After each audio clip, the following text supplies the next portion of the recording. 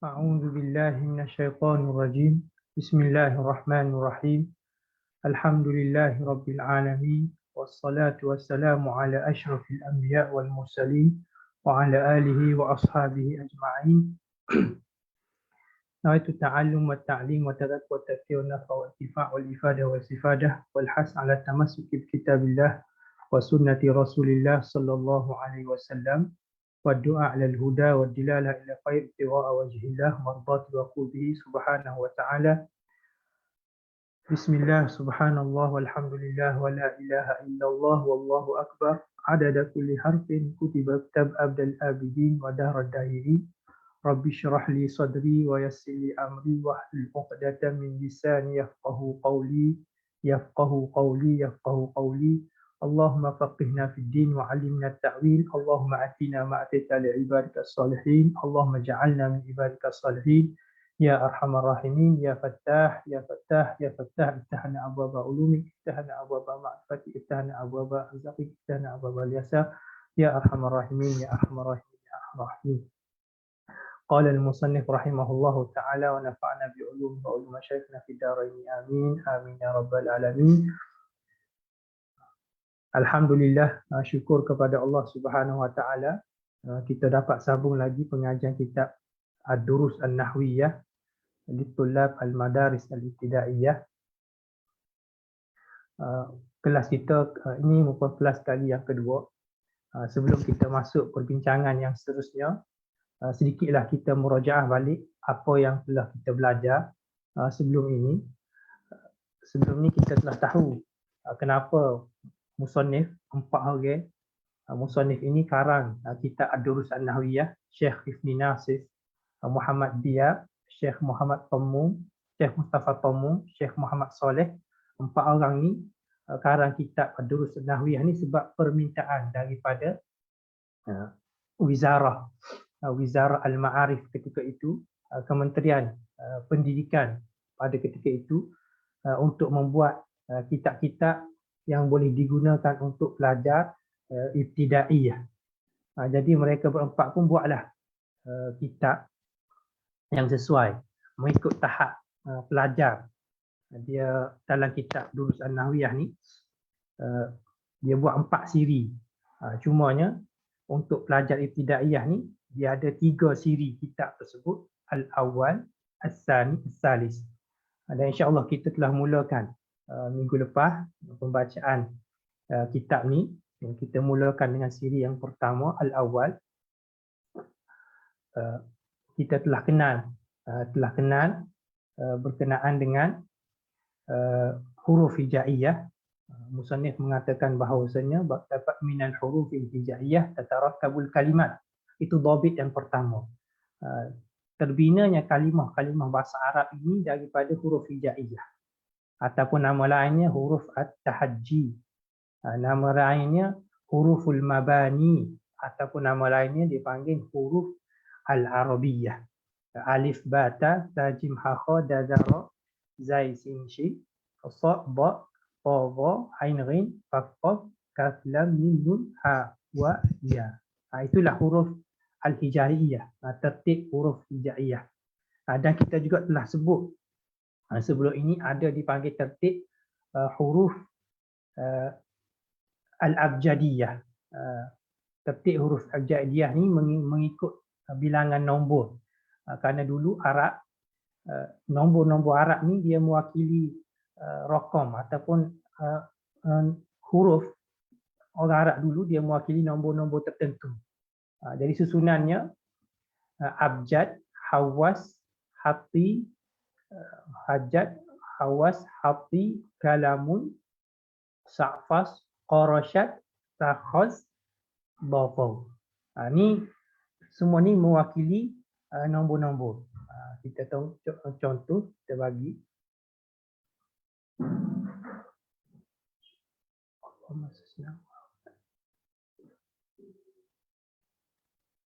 Ini contoh nombor tersebut. Alif, ba, jim, dal.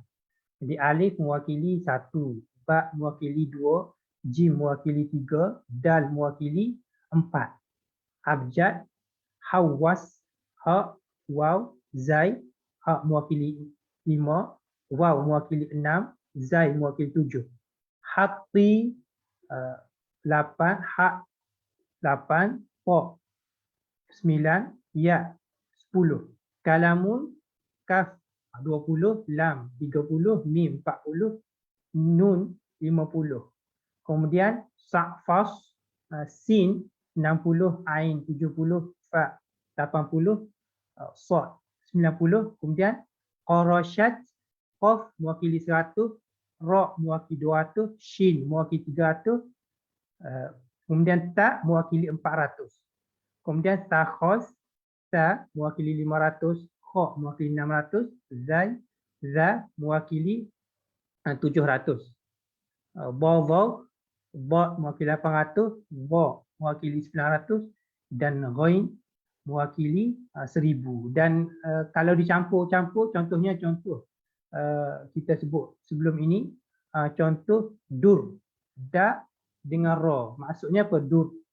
Da dengan ra maksudnya okey, da mewakili 4. Jadi 4, ra mewakili 200.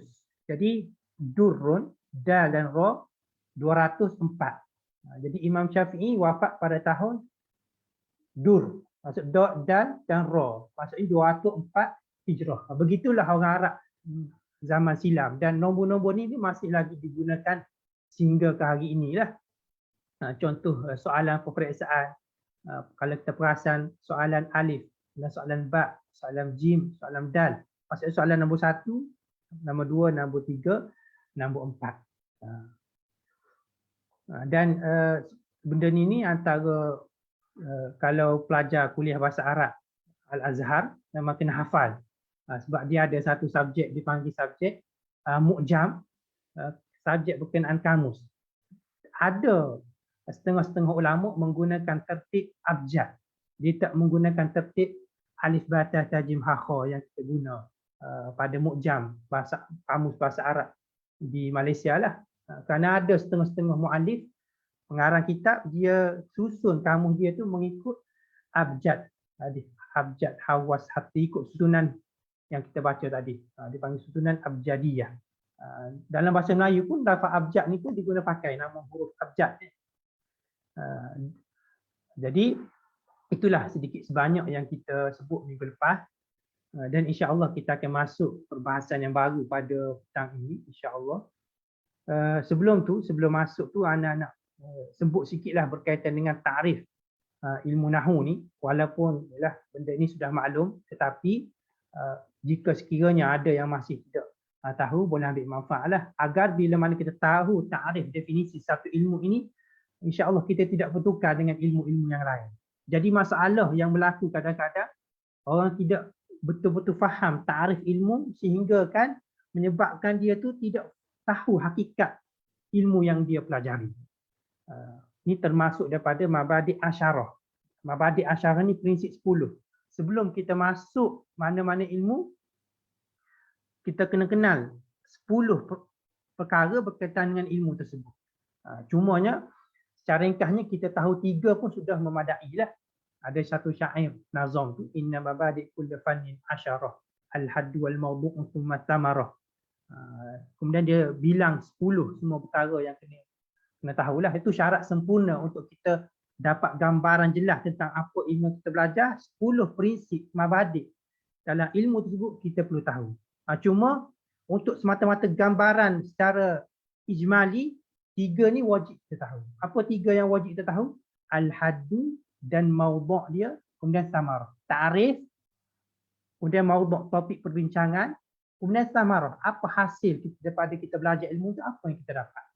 Jadi saya nak sebut sikitlah berkenaan dengan 3 mabadi' ini, biar kita betul-betul kenal ilmu yang kita belajar.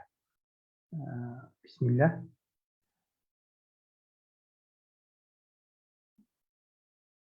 Okey, ni secara ringkas. Okey, pertamanya takrif ilmu nahwu ni apa? Ilmun yubhathu fihi an ahwali awakhiril kalim i'raban wa bina'an. Ilmu yang dibahaskan di dalam ilmu tersebut tentang ahwal awakhiril kalim, akhir-akhir kalimah Dari sudut apa? I'raban wa binaan. Dari sudut i'raban wa binaan. Okey, pertamanya ilmu. Ini yang pertama, ilmu. Jadi nahwu ni, ilmu tata bahasa Arab ni sebuah ilmu. Maka dalam ilmu ni tercampur semua, ilmu nahwu ke, ilmu kita kata ilmu fiqh ke, ilmu tauhid ke, dan segenap ilmu, maka termasuk dengan qaid, dia bagi qaid yang pertama ini. Kemudian memadai dengan itu tu, tu panggil jami'. Ini dalam bahasa mantik ni panggil apa? Jinsut kan.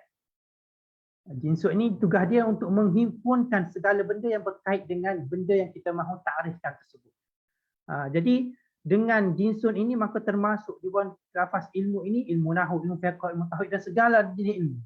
Kemudian tak memadai dengan tu, kalau tidak termasuk juga lah ilmu nahwu ni, fiqh, tauhid dan sebagainya. Kemudian dikatakan yubhatsu fihi an ahwali awakhir kalim. Ilmu yang dibahaskan padanya tentang keadaan akhir kalimah.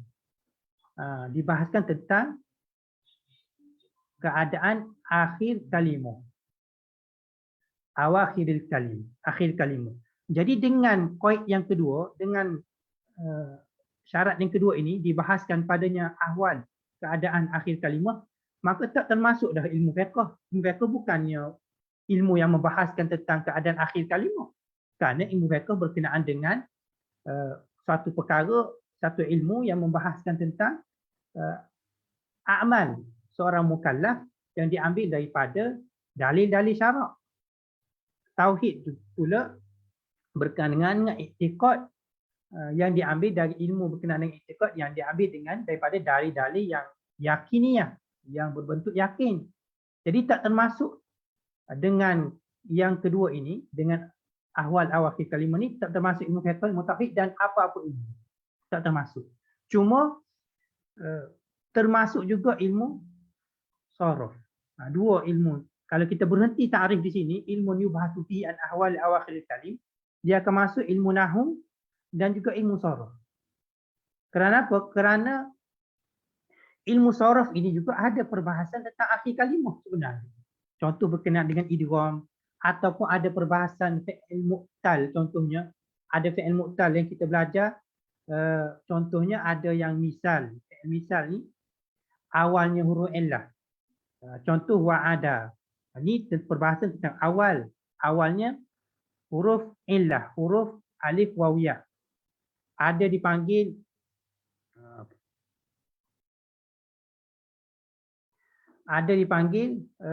dipanggil ajwaf. Ajwaf ni contohnya apa? Nama. Di tengah ni huruf illah. Huruf illah ni huruf alif wawiyah. Yang ketiga ada dipanggil naqis.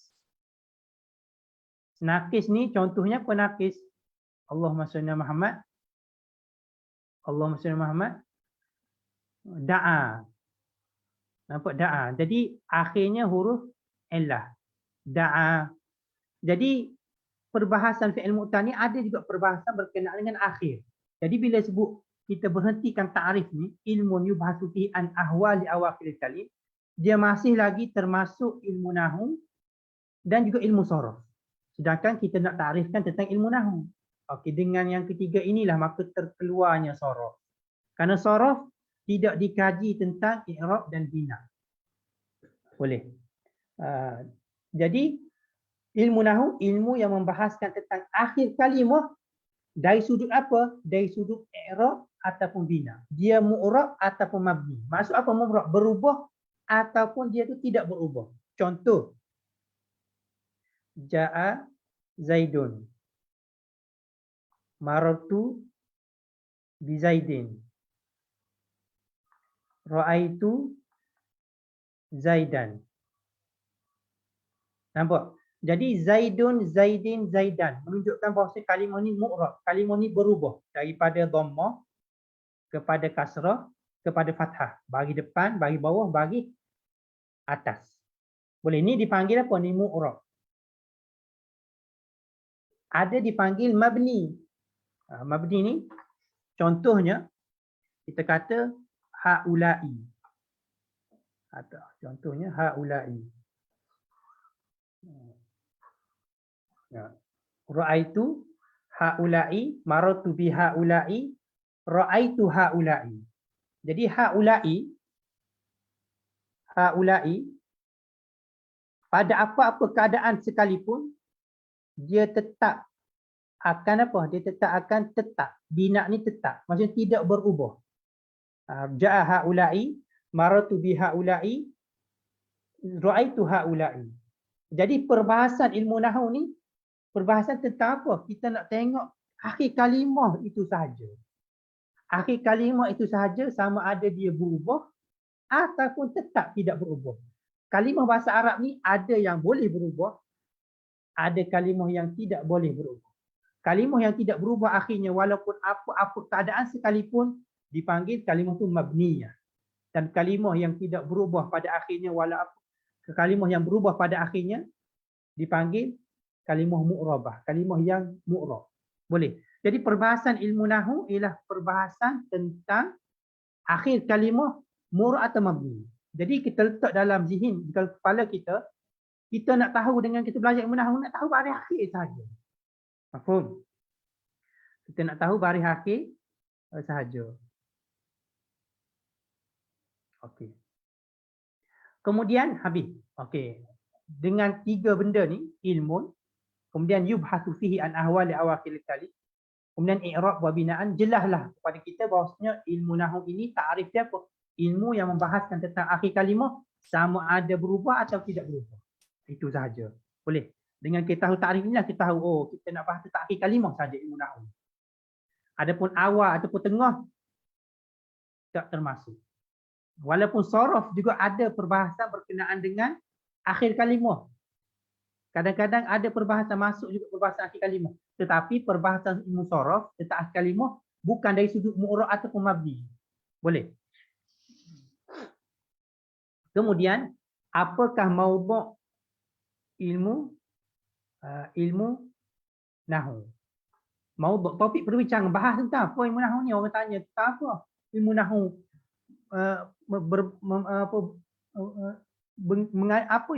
Perbahasan ilmu nahwu tentang apa? Dipanggil maudhu', majal, topik perbincangan. Kalamul Arab min haitsul i'rab wal bina. Perkataan orang Arab dari sudut apa? Dari sudut i'rab ataupun bina. Kalau perkataan Arab tersebut sama ada kita nak kata dia mu'rab ataupun dia mabni. Itulah maudhu' ilmu nahwu. Boleh. Dia tak termasuk kalamul ajam. Kalam ajam ni kalam orang selain Arab, tak termasuk perbahasan ilmu nahwu. Boleh. Kemudian apakah hasil yang kita boleh tamarruf? Hasil yang kita boleh pada belajar ilmu nahwu ni? Ismatul lisan anil lahni wa ismatul lisan anil lahni. Boleh menjaga lisan kita, lidah kita daripada daripada kesalahan ketika bercakap, dan juga wa fahmul kitab wa sunnah, dan boleh memahami kitabullah, kitab Allah Ta'ala dan sunnah Rasulullah SAW, hadis Nabi SAW. Itulah hasil ismatul lisan anil lahni, jaga lidah kita daripada kesalahan bercakap, dan juga untuk memahami kitab dan juga hadis Nabi SAW. Jadi bila kita tahu samarah itulah yang membuatkan kita rasa nak belajar. Kalau kita belajar ilmu nahwu ni, setiap kali kita belajar kita niat untuk faham Al-Quran, faham hadis Nabi, kita dapat pahala. Jangan pula kita fikir belajar bahasa Arab ni tak dapat pahala. Jika betul niat kita, alhamdulillah dapat pahala setiap kali kita belajar. Jadi rugi tak belajar ilmu nahwu. Bila kita baca Quran, kita tahu, faham murad Allah Ta'ala. Apa yang Allah Ta'ala maksudkan dengan ayat tersebut. Kita tahu gaya bahasa yang Allah Ta'ala gunakan. Itulah sebesar-besar nikmat kita belajar ilmu nahwu. Kita baca buku-buku bahasa Arab, kita tahu maksud daripada tulisan ulama-ulama kita. Jadi walaupun contohnya ada setengah katakan, kita sudah boleh jaga lidah kita daripada kesalahan tutur kata. Jadi buat apa nak perlu belajar lagi ilmu nahwu?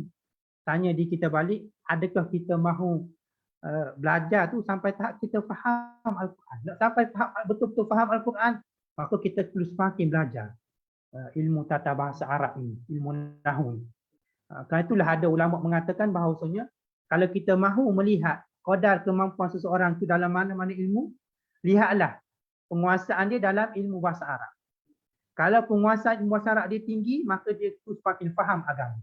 Tapi kalau dia kurang pemahaman tentang ilmu bahasa Arab, maka pemahaman dia terhadap agama juga kurang. Kerana sumber agama kita, agama Islam ni Al-Quran sumber asasnya. Kemudian hadis Nabi SAW. Dan kita nak faham Al-Quran dan hadis berhajat kepada tulisan-tulisan ulama. Maka semua tu dalam bahasa Arab. Jadi tak rugi belajar bahasa Arab. Tak rugi, insya-Allah. Okay, kemudian kita akan masuk sedikitlah berkenaan dengan pengajian kita pada hari ini.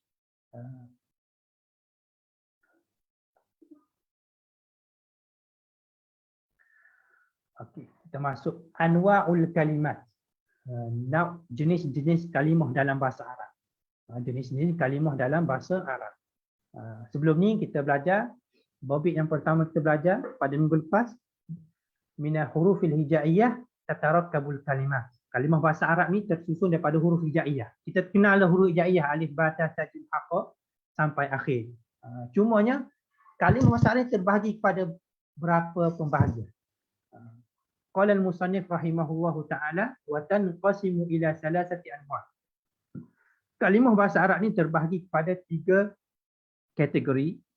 Nau'un yuqalu lahu, satu kategori yang dipanggil fi'il, mislu seperti kataba wa yaktubu uktub. Kataba makna menulis, yaktub sedang menulis, uktub hendaklah kamu menulis. Ni pembahagian fi'il dalam bahasa Arab dia bahagi 3, madhi, mudhari' dan amar. Dan kita tak masuk lagi perbahasan tersebut. Jadi musannif ni bagi contoh kataba untuk perbuatan yang telah berlaku, yaktubu sedang berlaku ataupun akan berlaku, uktub perbuatan untuk menunjukkan arahan. Semua tu dengan makna menulis. Katabat telah menulis, yaktubu sedang menulis, uktub permintaan untuk seorang tu menulis, arahan untuk seorang tu menulis. Wa nau'in, dan satu nau' yang kedua yuqalu lahu dipanggil ismun, kata nama. Kalau fi'lun dalam bahasa Melayu kita kata kata kerja.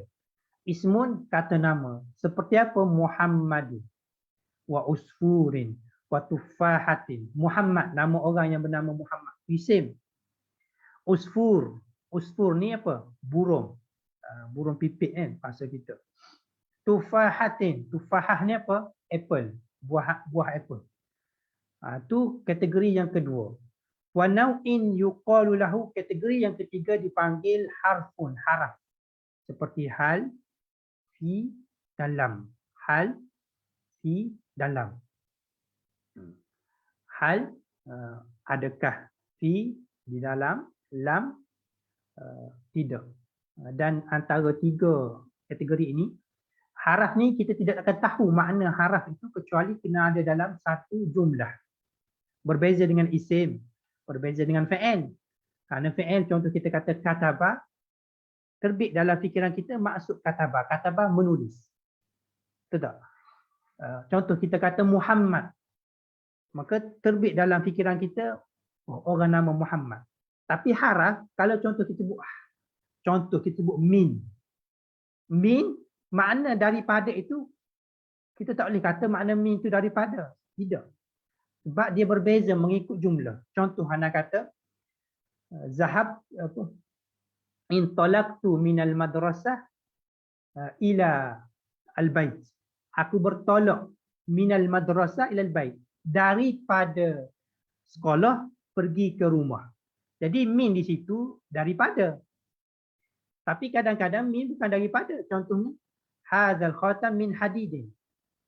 Cincin ini haza khatamun min hadidin. Ini cincin min hadidin, daripada besi. Itu dengan makna apa? Bukannya masuk perjalanan itu bermula daripada khatam, tidak. Tapi maksudnya diperbuat daripada. Beza tu.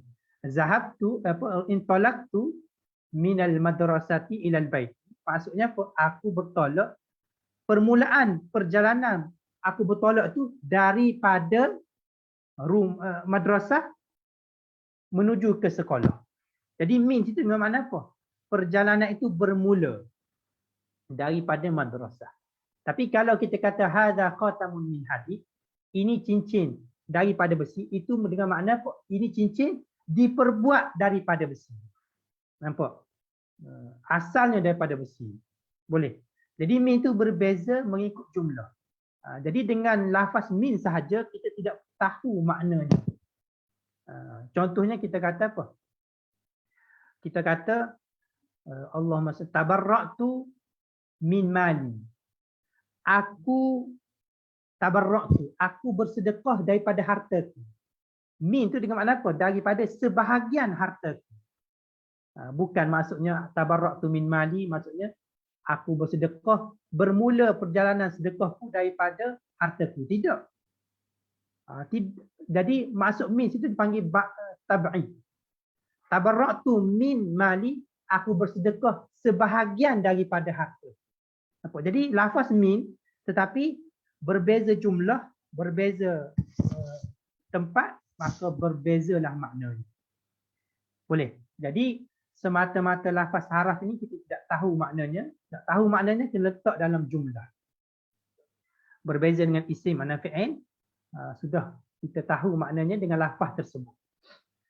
Kemudian dikata la takhruju jami'ul kalimati allati tatarattabu min al-huruf al-hijaiyah an thalathati anwa'. Tidak terkeluar kesemua kalimah-kalimah yang terbina daripada huruf hijaiyah itu daripada 3 kategori.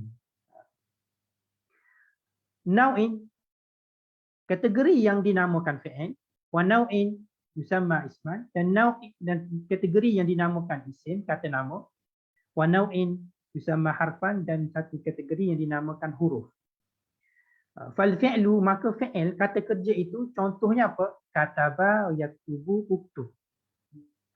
Menulis maksud dia. Dahraja, yudahriju, dahrish.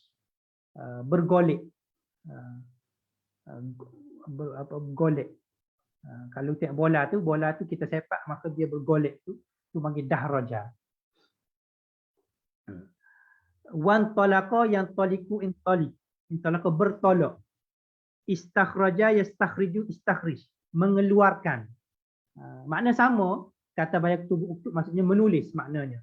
Cumanya berbeza bentuk sahaja. Kataba bentuk fi'il madhi, yaktubu bentuk fi'il mudhari', uktub bentuk fi'il amar. Dahraja yudahriju dahrish, dahraja bentuk fi'il madhi, yudahriju bentuk fi'il mudhari', dahrish bentuk fi'il amar. Maksudnya bergolek. Intalaqa yantaliqu intaliq, sama maksudnya bertolak. Bertolak pergi. Intalaqa yantaliqu intaliq, maknanya bertolak. Cuma bentuk saja berbeza. Intalaqa fi'il madhi, yantaliqu fi'il mudhari', intaliq fi'il amar. Yang ni bentuk-bentuk ni kita akan belajar pada kelas yang lain lah. Lepas ni akan musannif akan sebut. Cuma nak kenal dulu apa tu fi'il, apa tu isim, apa tu harf. Istakhraja yastakhriju istakhrij. Istakhraja mengeluarkan, yastakhrij sedang mengeluarkan, istakhrij hendaklah kamu mengeluarkan. Jadi sama maksud dia mengeluarkan. Cuma bentuk saja berbeza. Wa ghairi dzalika min al-alfaz allati tadullu ala husuli syai' wa zamanihi. Dan selain daripada demikian itu, daripada lafaz-lafaz yang menunjukkan kepada husuli syai', berlakunya sesuatu, wa zamanihi, dan menunjukkan kepada zaman, waktunya. Waktu berlaku sesuatu. Jadi fi'il ini apa? Fi'il ini lafaz yang menunjukkan kepada hadas dan zaman dan waktu. Contoh kita kata kataba. Lafaz kataba itu menunjukkan kepada perbuatan menulis. Dan bukan saja menunjukkan pada perbuatan menulis, fi'il juga menunjukkan pada waktu berlaku penulisan tersebut. Kataba, fi'il madhi maksudnya apa? Berlaku penulisan itu pada waktu yang lampau. Pada waktu yang telah berlalu. Yaktubu, pada waktu yang sedang pada ketika itu, dia sedang menulis pada ketika itu, dan ataupun boleh juga dengan makna dia akan menulis. Uktub menunjuk kepada fi'il perbuatan menulis, yang mana perbuatan menulis itu akan berlaku sebentar saja lagi. Bila mana arahan itu dikeluarkan uktub, maka seorang lain akan menulis. Nampak? Jadi fi'il ini dua. Hadas dan zaman. Boleh. Perbuatan dan waktu. Walismu, kategori yang kedua seperti Muhammad. Nama orang nama Muhammad. Wa usfur, burung. Burung pipik. Tufahatin, buah apple. Ardin, tanah atau bumi, sama'in langit, syamsin matahari, qamarin bulan, wa ghairi zalika minal alfaz, dan selain daripada itu daripada lafaz-lafaz allati nunadi bihal ashkhasa, yang kita panggil dengannya individu-individu tertentu. Jadi mana-mana lafaz yang kita buat sebagai panggilan kepada orang lain, itulah dipanggil isim. Muhammad ke, Umar ke, tengok nama dia nama apa? Faris ke. Au nusammi bihal asya', ataupun lafaz-lafaz yang kita namakan dengan lafaz tersebut asya', beberapa perkara. Ikutlah kita nama kursi. Ni kita panggil kursi, itu panggil isim. Ini kita panggil apa? Mahmul. Amiah Mesir dia panggil mahmul. Ataupun bahasa Fusha kita panggil al-hatif. Jadi benda yang kita nama, lafaz yang kita buat sebagai nama bagi sesuatu, itu juga dipanggil isim. Boleh. Dalam bahasa Melayu kita panggil kata nama. Famin zalika asma'un nas. Daripada isim itu ialah nama-nama bagi manusia. Wa asma'ul jibal, nama-nama bagi gunung ganak. Kita ada gunung ledang dan bukit panau. Mana-mana gunung itu kita namakan dengan nama gunung tertentu, maka itulah nama isim. Isim bagi gunung tersebut. Kata nama bagi gunung tersebut. Wal anhar, dan nama-nama bagi sungai, sungai Nil, sungai Kelantan dan sebagainya. Wal bilad, dan nama-nama negeri-negeri, negara-negara. Contoh Malaysia. Semua tu isim. Wa kullu ma yadullu ala haiwan, dan daripada isim juga segala lafaz yang menunjukkan kepada haiwan. Contoh asadun, ni, sa'lab, asadun singa, ni, sa'lab musang contohnya. Zibun serigala, nampak nama-nama bagi haiwan. Au nabatin, ataupun nama-nama benda, segala lafaz yang menunjukkan kepada nabat, tumbuh-tumbuhan. Ni, nama-nama pokok. Au jamadin, ataupun segala lafaz yang menunjukkan kepada jamak, benda yang pepejal. Segala benda yang pepejal, ni hatif, telefon ni, albait, rumah. Nampak? Jadi segala benda yang menunjukkan kepada pepejal, jamak, maka itulah isim. Boleh. Habis. Wal harfu, dan huruf pula, contohnya hal, wa fi, wa lam, min, wa ila, wa summa. Wa ghairi dzalika, dan selain daripada itu, daripada lafaz-lafaz allati la yazharu ma'naha illa ma'a ghairiha, yang tidak akan jelas maknanya kecuali ma'a ghairiha, kecuali jika kita sertakan dengan yang lain. Nampak?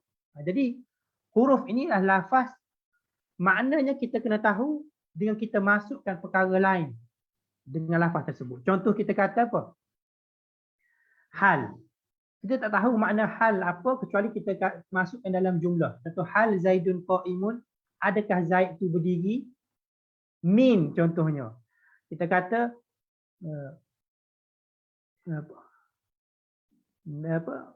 in talaqtu minal madrasah, aku sudah bertolak daripada sekolah.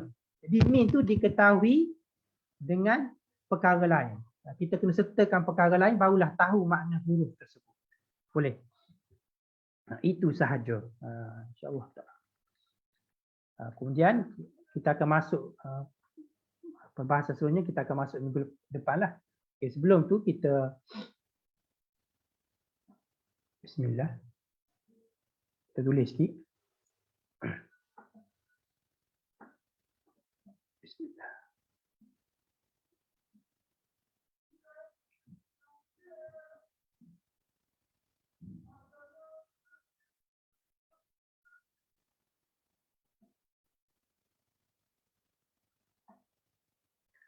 Ya, bismillahirrahmanirrahim.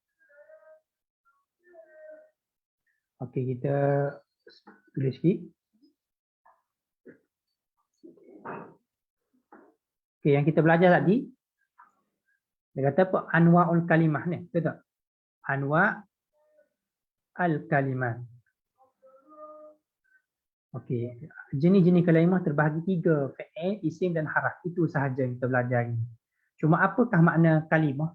Kalimah ni, kalimat jamak daripada kalimah. Dalam bahasa Melayu pun kita kata kalimah. Kalimah ni kalau kita tengok dalam Fathul Nada, dia kata apa? Al-qawlu al-mufrad. Al-qawlu al-mufrad. Maksud apa al-qaulu al-mufrad? Maksudnya lafaz yang menunjukkan kepada makna yang tunggal. Lafaz al-qaulu ni lafaz yang mengandungi makna.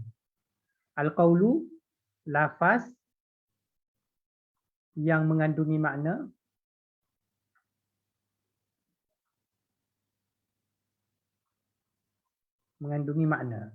boleh. Mufrad maksudnya tunggal. Kalau kita buat macam ni lah, lafaz tunggal yang mengandungi makna.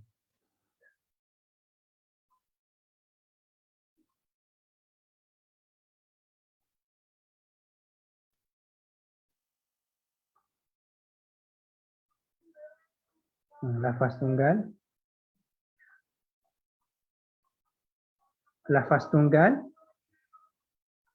yang mengandungi makna. Ini maksud apa? Kalimah. Mana-mana satu lafaz yang mengandungi makna, itulah kalimah.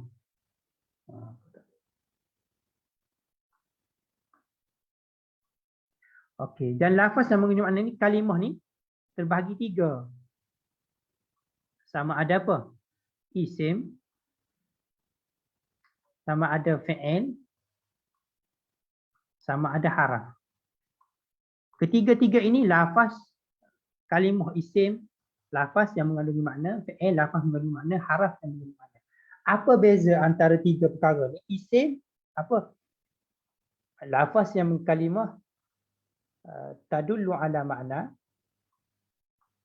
kalimah yang menunjukkan kepada makna.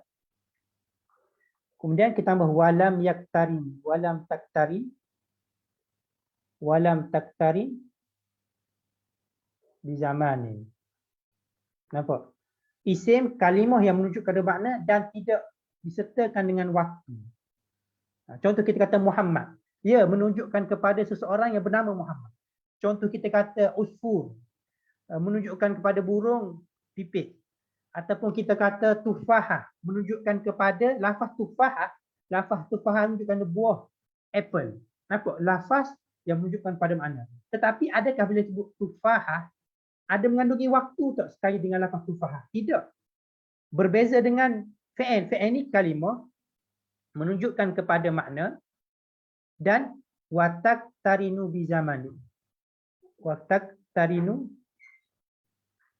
bi ahadil azminah.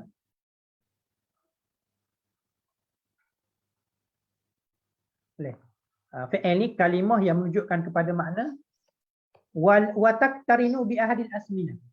Dan dia ni disertakan dengan salah satu daripada waktu. Sama ada apa? Waktu madin, waktu hal, ataupun istiqbal. Waktu lepas yang telah lalu, waktu halun.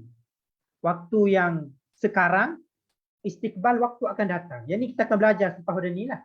Yang kita nak di sini ialah fi'il ini kalimah yang menunjukkan kepada makna dan terikat dengan salah satu waktu. Sama ada waktu yang lampau, waktu sekarang, ataupun waktu akan datang. Boleh. Adapun haraf, kalimah menunjukkan kepada makna juga. Cuma apa tambah sikit, kita kata apa? Wala yazharu, wala tazhar, maknaha illa ma'a ghairiha. Boleh. Yang tidak jelas maknanya kecuali jika disertakan dengan selainnya. Boleh. Jadi semua ni sebab tu semua pembahagian kalimah. Sebab kalimah ni apa? Kita sebut dah. Kalimah ni qaulul mufrad. Lafaz tunggal yang mengandungi makna. Jadi isim, fi'il, haraf kesemuanya lafaz tunggal yang mengandungi makna. Cuma bezanya isim tidak disertakan dengan waktu, fi'il disertakan dengan salah satu dari waktu. Adapun huruf menunjukkan pada makna tetapi tidak zahir maknanya kecuali perlu disertakan dengan perkara yang lain. Boleh. Tapi kalau huruf, contohnya huruf apa ni? Huruf Allahumma salli ala Muhammad. Huruf Allahumma salli ala Muhammad. Zai contohnya. Boleh kata kalimah tak? Kalimah tak? Zai. Adakah kalimah? Sebab dia huruf kan? Zai ni huruf. Tapi tak termasuk daripada anwa'ul kalimah. Kerana kalimah itu hendaklah lafaz yang mengandungi makna. Ada huruf zai tidak ada makna dalam bahasa Arab. Berbeza dengan kaf. Dia boleh jadi kalimah. Kerana huruf kaf ni kalau kita sertakan dengan benda lain. Contohnya apa? Kita kata Zaidun kal qamari. Zaidun seumpama bulan. Jadi mengandungi makna seumpama, panggil tashbih. Zaid seumpama bulan, kal qamar. Zaid seumpama bulan. Jadi makna seumpama pada lafaz kaf ni dapat terhasil dengan kita sertakan dalam jumlah. Boleh. Tapi Zaid walaupun kita sertakan dalam jumlah dia tidak ada makna apa-apa. Boleh. Dia tidak mengandungi makna. Sebab tu dalam bahasa Arab dia panggil apa? Huruful mabani Zaid. Tapi kaf ni huruful ma'ani, huruf yang mengandungi makna. Zai tidak mengandungi makna. Sebab tu dalam Ajrumiyah disebut anwa' pembahagian kalimah, dia kata huruf yang ja'ali makna. Huruf yang mengandungi makna. Sebab kalau huruf yang tidak mengandungi makna seperti zai, walaupun kita letak sekali dengan perkara lain sekalipun, dia tetap tak mengandungi makna. Maka kita kata huruf ini bukannya kalimah. Boleh.